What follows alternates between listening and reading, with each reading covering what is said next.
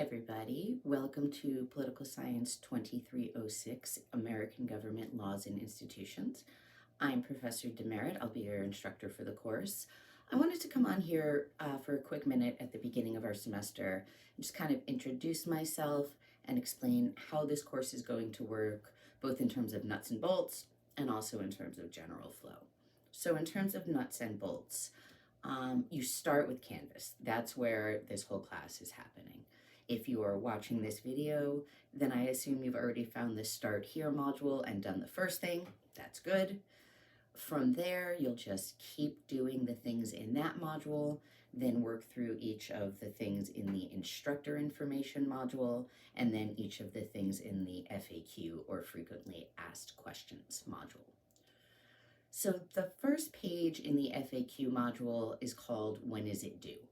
And it has two lists. Between them, those lists cover every assignment in the course and when each one obviously is due. Let me give you just a brief overview of what that says. So the course is organized in units. There are 3 of them, and each unit contains one portion of the course material, which includes textbook chapters, workbook chapters, and then each unit ends with an exam. And all of that stuff, the text, the workbook, the exam, it's all due at the same time. So all of the work for Unit 1 is due on April 7th, which is a Friday at 11:59 p.m. All of Unit 2, textbook chapters, workbook chapters, and the exam, all of that is due on Monday, April 24th. And Unit 3, the last one, is due on Thursday, May 11th at midnight. There is also a final exam, which is on Friday, May 12th, and which will cover material from all 3 of the previous exams. As you keep working your way through the stuff in Canvas, you'll also see some information about how to get set up with the book. There's only one book for the course. It's an electronic book, and it's embedded within the Canvas site. It includes the textbook chapters and the workbook chapters. So when you go to Unit 1 and you click on Chapter 1, it will take you to Chapter 1. And the same for Chapter 2, and so on through all 22 chapters of the book. The very first time you do this, it will take you not to the book, but to a page to arrange payment for the book. So the book isn't there yet. None of this will work yet, and it's because I'm still working with the publisher on the price. They had originally set the price like $115, which I think is just entirely too much on top of the tuition that you're paying to be here. So I'm going to get that done and get the price fixed and the book into Canvas no later than 48 hours after we get started, which is 8 a.m. this Wednesday. Even once the book is there, I know it may still be a lot of money for some of y'all. If you're waiting on financial aid, there's the option for a short free trial, which you should definitely take full advantage of. If you're working your way through school and it's not a timing issue, it's a life issue, or if you're in any kind of situation that makes paying for the book a stressor or a challenge, please let me know. I will work with you to find a solution to that. So anyway, you'll be at the payment screen and you'll get through it. And once that's done, it will take you to the book. So as I said, there are 2 types of chapters. Some of them are textbook chapters. These are typical textbook chapters, except that at the bottom of each page are what basically amount to reading comprehension questions. They're called Get the Gist questions. So here's a trick. You must answer all of them before you can move to the next page. But you can answer all of them as many times as you need in order to get them all right. And you should do this. So if you answer them and some of them aren't right, choose new answers and do that over and over until they're all right. And then go to the next page. And the reason you should do that is because these Get the Gist questions are worth 15% of your final course grade. And it's easy to maximize them. Just make sure they're right or fix them one at a time. So some of the chapters are textbook chapters with Get the Gist questions. Others are workbook chapters. The workbook chapters are deeper dives into the material presented in the textbook chapters. They're longer looks at things like civil rights and liberties, the Bill of Rights, etc. And those chapters will ask you to engage in small activities like reading a short essay and answering a question or two, or taking a poll, etc.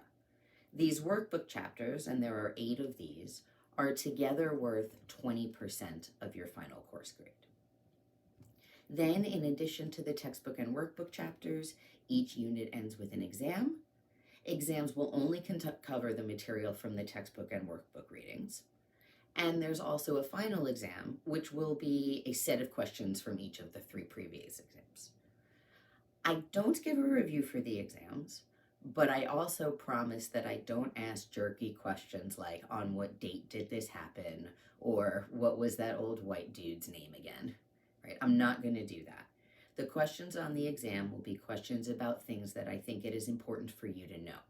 Plus, it's all fresh in your mind. That's one of the benefits of this 8-week format. So, except for the final, these exams are non-cumulative. You'll do the first 6 chapters, take that exam, and then let it go. And then do the next set of chapters, take that exam, let it go. They will consist only of objective questions, so multiple choice, true, false, and matching questions. There's no short answer or open-ended questions. And the last thing on the exams, almost last, I do my best to write good exams, but sometimes I write a question that's bad by accident. Sometimes there are multiple answers that could arguably be right. Sometimes I accidentally make the wording tricky, which I never ever mean to do. I don't do trick questions. So if 75% of you miss a question on any exam, I assume that's bad teaching, and I'll drop that question and give you back the points. So after each exam, I will look at the distribution of grades, and if this happens, I'll post an announcement and you'll see your grades automatically change. The other thing to know about exams is I do drop your lowest exam grade, which really gives you 3 options. One is take all 4 exams and don't stress if one goes badly. Another is ace the first 3 and don't even take the final, in which case your final grade is a 0, which gets dropped. And then the third option is if for any reason you miss one of the exams, but you take all of the others, just don't stress the missed exam, because the grade again is a 0, which gets dropped. I don't need to know you're going to miss a test. I'll just drop the lowest one automatically. The exams are open for 24 hours, so it will open at 12 o'clock a.m. and then close at midnight. And then we'll talk more about this before the exams. Once they start, you'll have about 2 hours. You have more time than you need. Okay, so you can work them into your schedule within reason, but if you miss one, don't stress, because I'll drop it. So get the gist is 10% of your grade, right? Or 15. Workbook chapters, I'll check that and get back to you. Workbook chapters are 20% of your grade. Okay, so get the gist is 15% of your grade.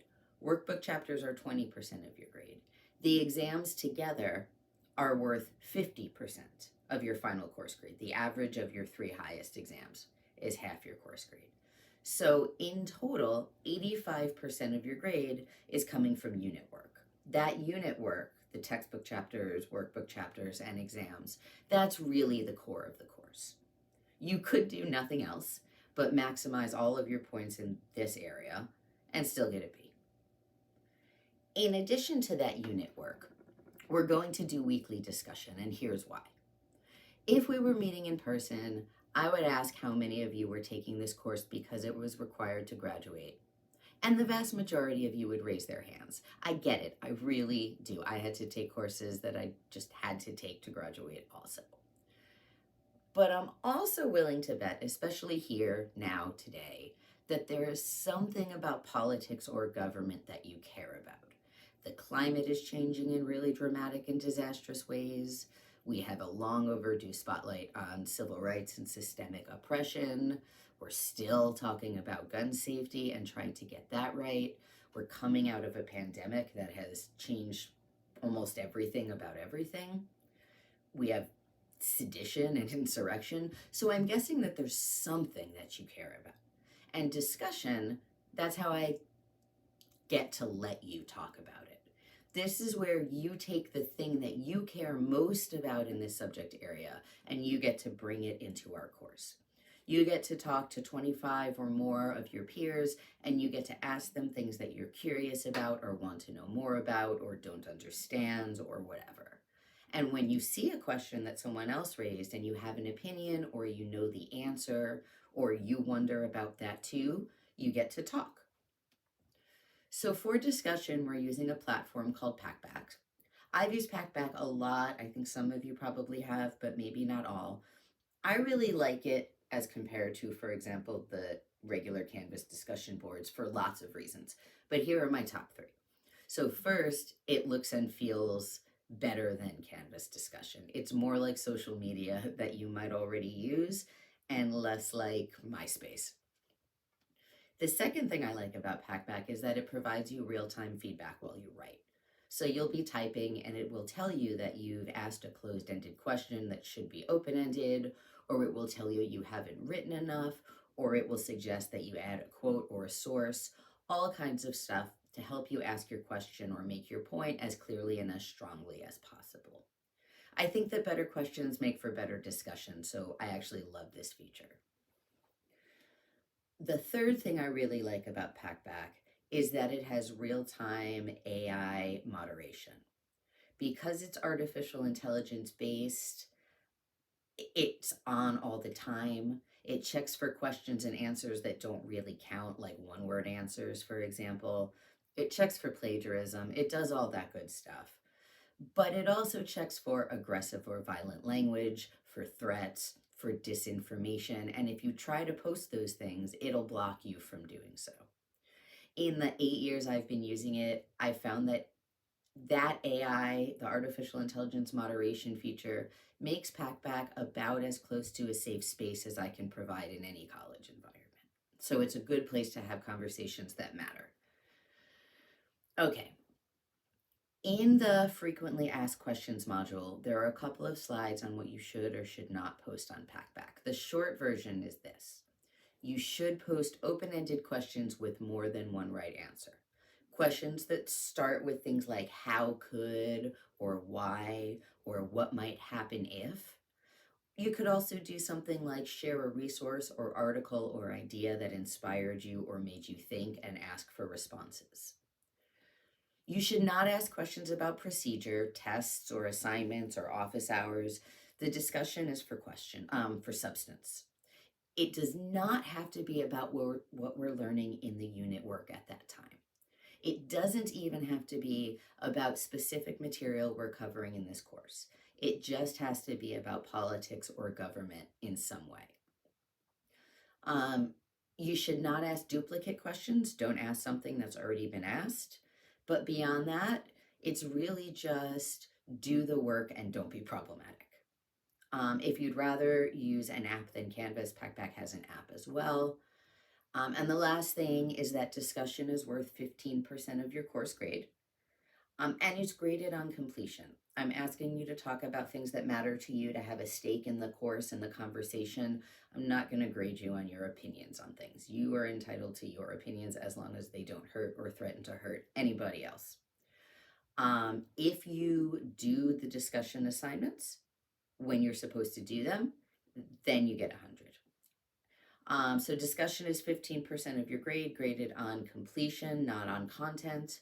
That added to the 85% from the unit work is 100%, and that's your grade. Throughout the Canvas site, there's a grade calculator, which is an Excel spreadsheet that you can download and plug in grades to see where you are and where you're going.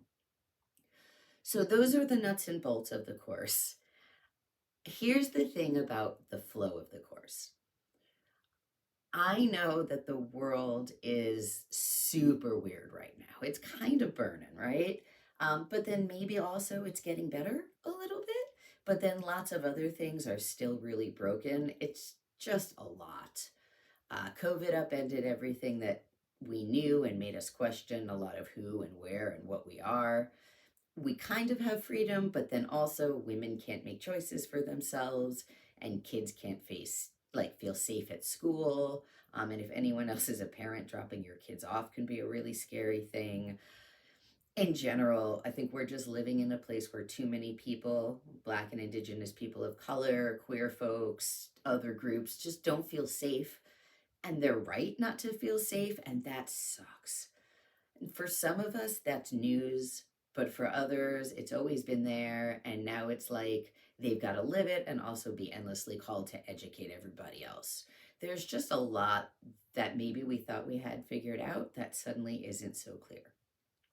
Guys, I'm there too. I'm here to teach you, but I'm also here to be a point of connection with the university. The university has resources. There are resources for human security to help you meet your basic needs, to help you in an immediate crisis, to help with your physical health, to help with your mental health. UNT is spending money on all of it. We have a whole bureaucracy here set up to help students navigate their academic situation when the world is too damn much and the last thing they need to do is email every professor to explain what's going on. That's the Dean of Students' office, by the way. Part of my job is to teach you, part of it is to do research, part of it is to know all of those resources. I know that stuff, so if you need help, tell me, and I will get you where you need to go, and I will make sure they do for you what they can and what they ought to. Okay, I think that's it for my intro. Go ahead and get started. Remember, the Sumo book is not there yet. It will be there no later than Wednesday. I will post an announcement and send a message when it is. I'm having office hours on demand this semester, so if you need anything, send me a message. We will set up a time in the next day to meet via in person at Wooten. We could meet via Zoom. We could meet on the phone, whatever you want. Yeah, if you need anything, reach out. Otherwise, look through the material, and I will talk to you soon.